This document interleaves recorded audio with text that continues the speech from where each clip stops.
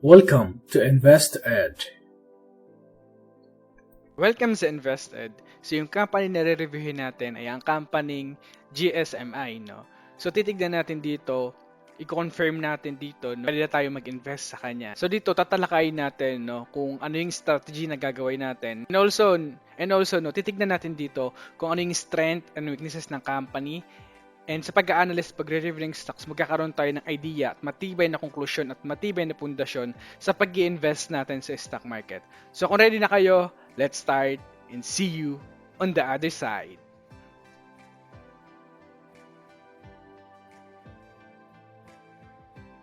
Hello guys, welcome sa channel natin. Kung bago ka pa lang sa channel natin, huwag mong kakalimutan na i-subscribe and pindutin ang bell button para ma-notify ka sa mga bagong videos na lalabas sa channel natin. No? So dito, binabahagi ko yung 7 years of experience ko sa pag-trade at pag-i-invest ko sa stock market. And ang kagandahan pa dito, it's completely free. Maraming salamat!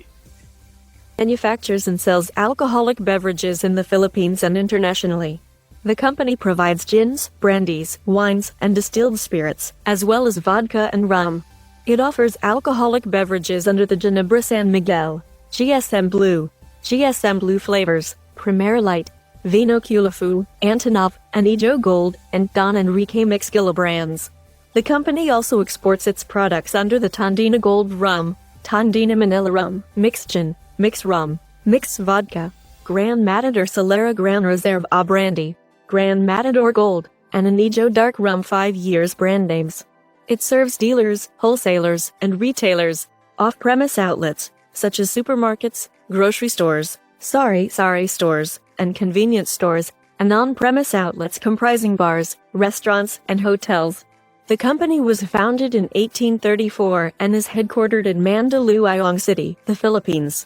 Ginebra San Miguel Incorporated is a subsidiary of San Miguel Food and Beverage Incorporated.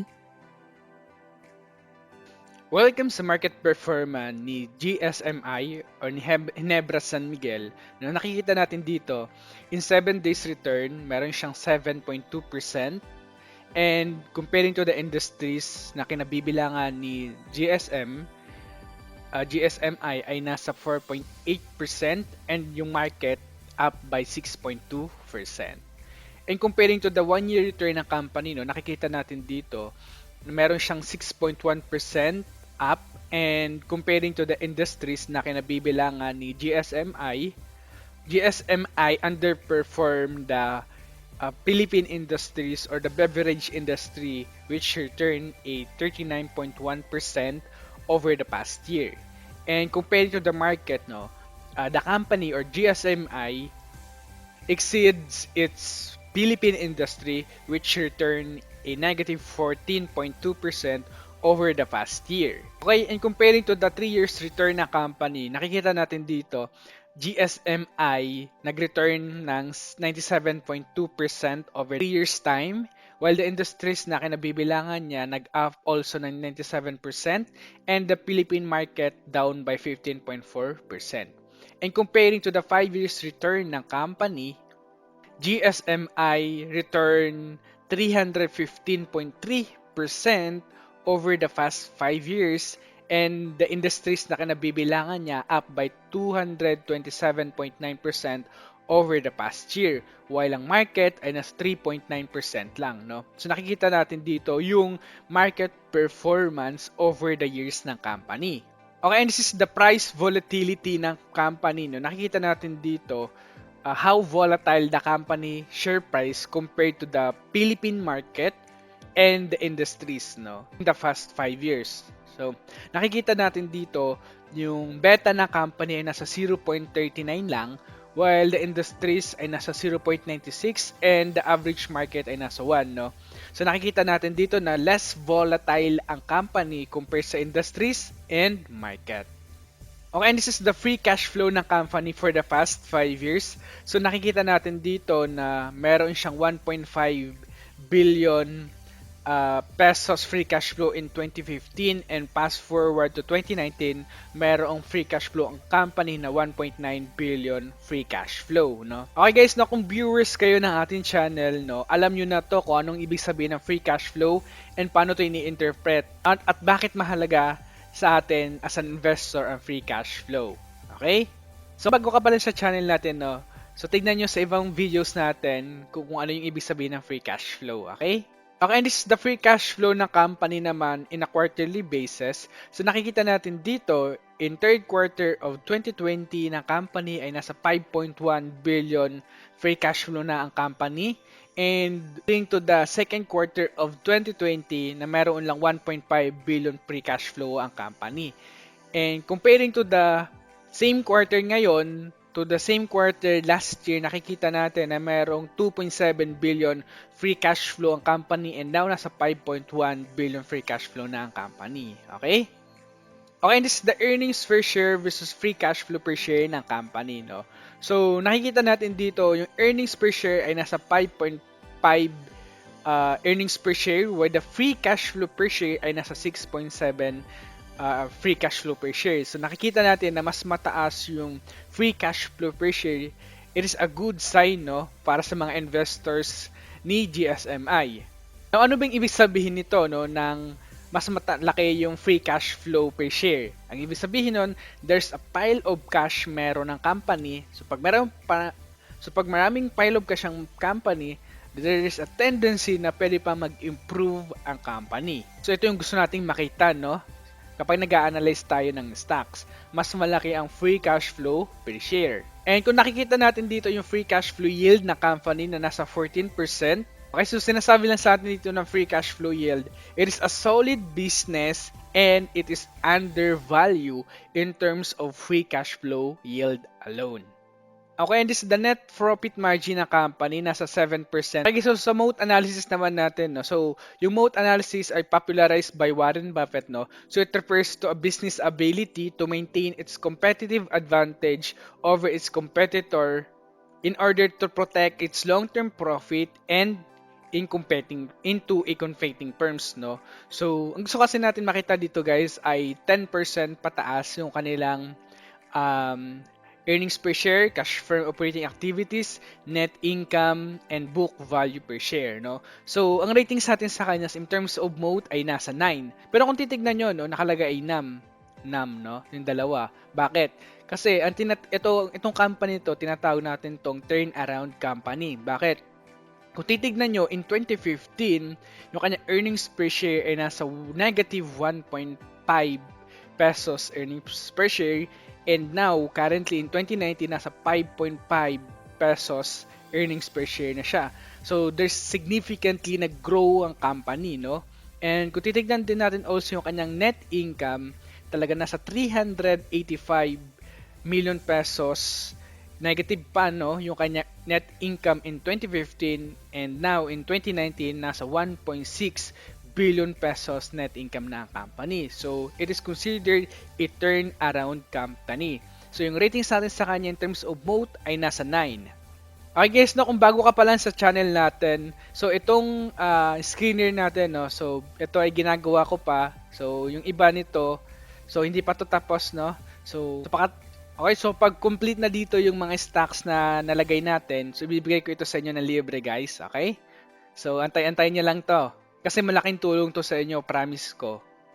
And now, dumako tayo sa management na company, no? So, ang mini-measures natin dito yung Return on Invested Capital or ROIC and ROE ng company, no? So, dito, tinitignan naman natin sa ROIC. So, ang gusto natin makita sa ROIC ay 10% over time yung kanilang ROIC, no? So, nakikita natin dito, in 2015, talagang negative 8.4% sila, and in 2019 nakikita natin nasa 21.1% na yung kanilang return on invested capital. So talagang significantly nag-grow itong company, no? And let's compare ROIC to ROE ng company. So ang nakita natin dito yung kanyang return on equity ay nasa okay, kung nakikita natin dito in 2015 nasa negative 9.4%. And in 2019, nasa 23.48% na. No? Nakikita natin talagang significantly also nag-grow ang company. So in terms of management, no, in terms of management sa company, nasa highest ratings also tayo sa kanya. 1 is the lowest, 10 is the highest. Okay? Kasi talagang significantly, no, or talagang yung ROIC and ROE talagang pareho lang, no, ng movement. So that's what we like, no, as an investor sa company. Okay, and this is the dividend yield na company, no. Nakikita natin dito yung dividend yield na company ay nasa 2%, while the industries na kinabibilangan niya ay nasa 1.1%. The market bottom 25% ay nasa 1.5% average, and the market top 25% dividend payers ay nasa 4.8%, no? So in terms of notable dividend, nasa green flag tayo sa kanya because the company dividend is higher than the bottom 25% dividend payers in the Philippine markets. Okay? So in terms of high dividend, GSMI dividend is low because low compared to the top 25% of dividend payers in the Philippine market na mayroong 4.8% while ang company ay mayroong lang 2%. Okay, now this is the stability growth payments ng company sa kanilang dividend, no? So nakikita natin dito over the years yung kanilang stability growth payments. So in terms of stable dividend, nasa red flag tayo sa kanya because GSMI dividend payments have been volatile in the past 10 years, no? So nakikita natin dito, no, ayan. Okay, nakikita natin talagang volatile, no? And in 2019 lang sila bumalik ulit yung kanilang dividendo. Kaya natin nasabi na volatile. Kaya natin nagkaroon tayo ng red flag sa stable dividend. Now, in terms of growing dividend naman also, nasa red flag also tayo sa kanya because GSMI dividend payments have been fallen over the past 10 years naman. Okay? Okay, this is the current payout to shareholders ng company. Nakikita natin dito, meron silang payout ratio na 15%, no? So, ang ibig sabihin itong payout ratio sa mga hindi pa nakakalam, 15% na kanilang earnings ay binibigay sa dividendo. So, in terms of dividend coverage, nasa green flag also tayo sa kanya because with its low payout ratio, GSMI dividend payments are well covered by earnings. Okay, now this is the management ng company naman, no. Nakikita natin dito yung kanilang CEO na si Ramon S. Ang nasa 66 years old na siya. Okay? So wala tayong nakuhang data sa kanya, no, in terms of tenure niya sa company. Okay, but still kung titignan niyo yung kanyang track record, no. Ayan. Okay guys, so kung gusto niyo basahin yung kanyang track record, i-post niyo lang tong video, no. Ayan. So sobrang haba niya. Hopefully sana nababasa niyo yung kanyang track record. And in terms of leadership team ng company, mayroong average ang company na 4.1 years average tenure. So in terms of experience management, GSMI management team is considered experienced. Also in terms of board members, no, nasa green flag tayo sa kanya because GSMI board of directors are considered experienced na mayroong 4.6 years average tenure, no. So, sa mga hindi nakakaalam, no, kung ano yung kalagahan ng board of directors, so sila yung nangangalaga ng kapakanan ng mga shareholders ng company nila. Okay? Okay, now, this is the ownership breakdown ng company. Nakikita natin dito, 75.8% owned by public companies, 22.2% owned by general public, 1.7% owned by employee share, 0.2% owned by institutions, 0.08% owned by individual insiders. So in terms of dilution of shares, nasa green flag tayo sa kanya because shareholders have not been meaningfully diluted in the past year, no? So sa mga hindi nakakaalam kung ano yung meaning ng diluted shares or dilution of shares, no? So kapag nag-i-issue ng shares ang company or nag-raise ng share ang company, bumababa yung ownership percentage ng mga shareholders ng company. So, yun lamang yun. Okay guys, this is the top shareholders ng company. So, nakikita natin dito, 75.78% owned by Top Frontier Investment Holding Incorporated na mayroong current value na 10.6 billion pesos. Okay, and this is the rest of top shareholders ng company. Okay, now in terms of financial positions naman tayo sa company, no.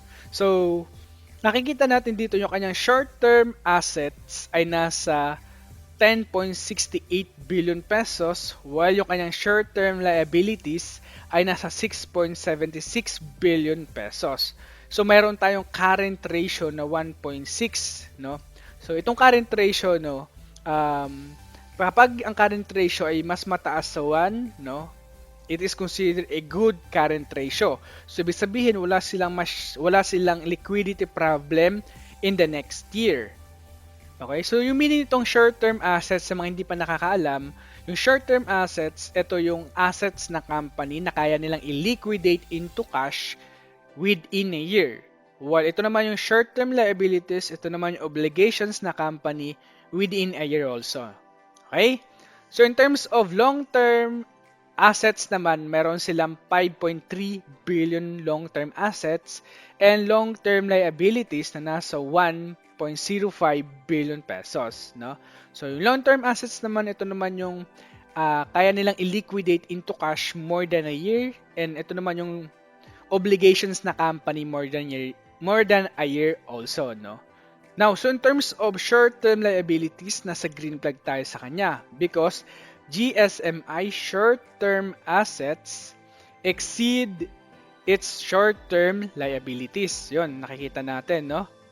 So in terms of long-term liabilities, nasa green flag also tayo sa kanya because GSMI short-term assets exceeds its long-term liabilities na nasa 1 billion lang, no?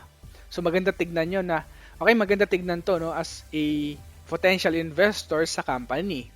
Okay, now this is the debt to equity and analysis na company, no. Nakikita natin dito yung kanyang debt to equity ratio. So nakikita natin in second quarter of 2020, meron silang 21% debt to equity. Okay? And kung nakikita natin over days, bumababa yung kanilang debt to equity ratio. So, yung pinakamataas nilang debt to equity ay nasa 227%, no? Okay? And now na talagang bumababa siya. So maganda tignan yan. Okay, so maganda tignan to, no? Okay nga, kasi nga sinabi ko nga sa inyo guys, no, yung company na to, ito ay turnaround company. Okay guys, sa mga hindi pa nakakalam, ano bang ibig sabihin nitong debt to equity, no? Para mas lalo nating maintindihan. So ang ibig sabihin nito, in every 1 peso na ginagamit ni GSMI sa kanyang operation, 21% ng 1 peso ay financed by utang. Okay? So maganda ba yon? Maganda ba ang 21%? Yes, magandang 21%, no? Kasi pag nag-analyze tayo ng stocks, ang gusto natin makita, 40% pababa yung kanyang debt to equity ratio, which is in this case, kay GSMI, nasa 21% lang. Okay na, so in terms of debt level ng company, GSMI debt to equity ratio is considered satisfactory. Why? Because, yun nga, tulad sinabi natin kanina, gusto natin 40% pababa lang yung kanyang debt to equity ratio. Kaya natin nasabi na satisfactory yung kanyang debt level. Now, so in terms of reducing of debt, yes, nasa green flag also tayo sa kanya, no? Because GSMI debt to equity ratio has reduced from 223.1% to 21 na lang, no? 21.2% over the past 5 years. Okay? So clearly, this company is a turnaround company. In terms of debt coverage, nasa green flag also tayo sa kanya. Why? Because GSMI debt is well covered by operating cash flow, 272.6%. Now, in terms of interest coverage, nasa green flag also tayo sa kanya because GSMI interest payments on its debt are well covered by EBIT 28.2 times coverage. Okay? Okay, now in addition sa kanyang debt analysis, no, dito tayo sa debt to earnings ratio ng company. So nakikita natin dito from 2015 meron silang negative 0.6 and in 2019 meron na lang 0.5 na debt to earnings ratio. So, sa mga hindi nakakaalam guys, no, so ano ba tong debt to earnings ratio? So, yung meaning nito, gaano katagal mababayaran ng company yung kanyang long-term debt gamit lamang yung kanyang net income. So, ang gusto natin makita kapag nag-analyze tayo ng stocks or nagre-review, ang gusto natin ay nasa 3 pababa lang, no? Yun lang gusto natin makita, 3 pababa. So, anong ibig sabihin nun? Ang ibig sabihin nun, wala masyadong interest expense na kinikater ang company. Okay? Kapag nakita mo yun, that's a good sign, no? Sa company. So, ibig sabihin, yung management magaling mag-manage ng kanilang debt. Okay? So, which in this case, nakikita natin talagang di umaabot ng 1. So, in terms of debt level sa kanya, nasa 10 tayo sa kanya, no? Yung ating ratings. Ako yung summary ng ating pag-aaral sa moat, management, and debt ratings. So, yung kanyang moat ratings ay nasa 9, management ratings ay nasa 10, debt ratings ay nasa 10 also, no? So, in total, meron siyang 29 total score. So, nandito siya sa excellent. Okay? So, may mga companies kasi tayo guys na ina-analyze. Dito pa lang sa first categories of analyzations natin, no, hindi na sila pumapasa. Okay? So, kapag bumilow sa 18 ang total score, so hindi na tayo pupunta sa second part of analyzations natin. So, which in this case, kay GSMI, pasado siya. So, pwede tayong magpatuloy sa kanyang valuations. Okay na, this is the valuations na company. Nakikita natin dito, yung kanyang price to earnings ratio or PE ratio ay nasa 7.4 times PE ratio, while the industries na kinabibilangan niya ay nasa 29 times PE ratio. So in terms of PE ratio na company versus sa industries, the PE ratio of GSMI is a good value based on its PE ratio compared sa industries. And comparing to the market also, the PE ratio ng company is a good value base also to the market na mayroon lang 14.2 times PE ratio, while ang company ay mayroong 7.4 times PE ratio lang. Okay? So now, in terms of price to book ratio ng company, nakikita natin dito, the company price to book ratio ay mayroong 1.6 times price to book ratio, while the industries ay mayroong 2. So, anong ibig sabihin nito, no? So, ang ibig sabihin nito, the company price to book ratio is a good value base in terms of industries, no? While comparing to the market, nakikita natin dito na the price to book ratio of a company is a poor value base compared sa market. Okay guys, this is the intrinsic value ngayon na company, no? So talagang yung ating intrinsic value calculations ay nasa automatic na tayo dito, no? So again guys, itong ating intrinsic value calculations ay automatic na to, no? Sumasabay na to sa trade ng market, and kung nagbibigay ng earnings ang company, sumasabay na rin to dito. And nakikita na natin dito automatically yung intrinsic value ng company. So nakikita natin dito na mayroon siyang 66.52 na intrinsic value ngayon, and mayroong margin of safety na 53.22. So meaning ito margin of safety, no, sa mga hindi pa nakakaalam, ito yung buffer natin sa intrinsic value natin, no, para magkaroon tayo or makabili tayo ng sale sa company. Okay, so ngayon ang tanong, ano bang strategy ang gagawin natin kay GSMI, no? So ito yung strategy na ginagawa ko every time na mag-i-invest ako sa stock market or sa natitipuan kong stocks, no? So kung halimbawa meron akong 100,000 ipag-i-invest ko lang sa company na to, sa kay GSMI lang, so hahatiin ko siya sa 4. So bali 25,000. Okay? Sa unang bili ko 25,000. Dito ako bumili 25,000. So ano yung next bili ko? So kunyari bumaba ang price ni GSMI, no, sa 15%, yun ang next bili ko, no, sa 15% baba niya. So dito, no. Okay? So ito ang second bili ko, no, dito sa baba. And then pag bumaba ulit sa 15%, sa third 15% ulit, doon ulit ako bibili, isa pa. And yung pang last ay isa pang 15% na baba ulit. Okay? So, ito ang ginagawa ko laging strategy sa every time na stocks na bibili ako, no? So, 4 lagi ang ginagawa ko. Kasi, imagine mo guys, no? Imagine mo, bumili ka na sa sale na company. And then, bumaba pa siya ng bumaba, makakabili ka pa ng mas murang presyo, no? Mas makakabili ka pa na mas malaking share pa ang makukuha mo. Okay? Okay guys, no, gagawin nyo lang ito guys kapag syempre nakita nyo yung company ay naka-sale. Doon pa lang sa umpisa, no, nakita nyo na naka-sale na ang company. So ganito yung strategy kapag bumaba. Now, paano kapag ang nangyari dito pa lang pagbili mo, hindi na siya bumaba dito. So, okay, pag ganyan nangyayari, no, hayaan mo lang na huwag kang bibili kasi yun ang napaka-importante, no. Kapag bumaba ang presyo, dapat ma-take advantage mo yung price na mangyayari, no. Okay? So dapat ganun. So kung yung presyo ay gumano na, diretso pa ganyan, okay? Ayan. Tapos gumanyan, dumiretso sa target price mo. So it's up to you, no, kung bebenta mo na or hindi. Kung nakikita mo na mag-group pa yung company, pagpatuloy mo. Kung binibigyan ka pa na mas magandang return on capital, ipagpatuloy mo. Pero kung nakita mo, no, na medyo nagbabago na yung company, so pwede mo nang ibenta doon sa intrinsic value mo, no? Kasi laging tandaan, no, na kapag ang price ay over na doon sa intrinsic value, there's always a risk, no? So tandaan nyo lagi natin tatandaan, no? Lagi tayong bibili sa sale ang company, naka-sale ang company. And wag tayong bibili ng isang bigayan lang sa stock market, no?